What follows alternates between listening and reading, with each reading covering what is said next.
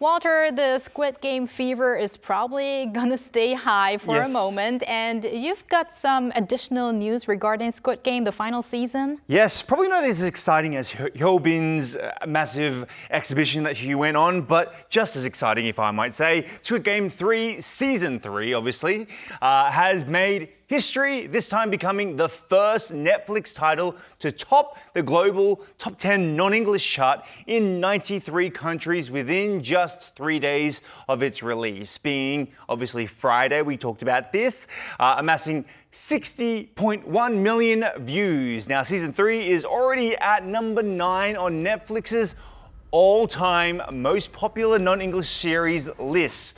With this, all 3 seasons of Squid Game now rank within the top 10 of Netflix's most watched non-English shows of all time. Now, obviously fueled by the buzz around the new season, Seasons 1 and 2 also made a strong comeback on the weekly global top 10 non-English chart, placing at number 6 and number 3 respectively. Well, something tells me we're gonna talk about Squid Game for a while. I think so.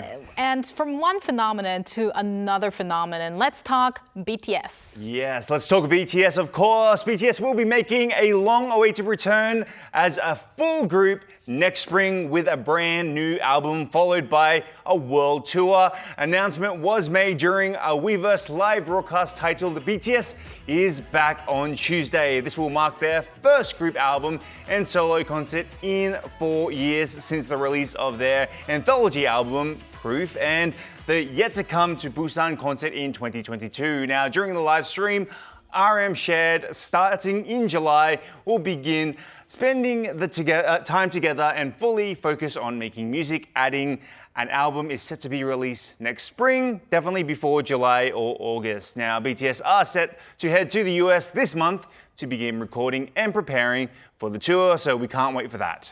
2025 really is the year of returns. I mean, not only BTS, but Blackpink. But now we're going to talk about someone for whom this year is the 25th debut anniversary. And here's a hint for our viewers. My name is Kwon So-ah, and her name is Kwon Boa. Very good. I love that joke. K-pop legend Boa is set to celebrate the 25th anniversary of her debut with fans in both Korea and also Japan. SM Entertainment announced that Boa will hold her 5th solo concert on August 30th and 31st in Seoul.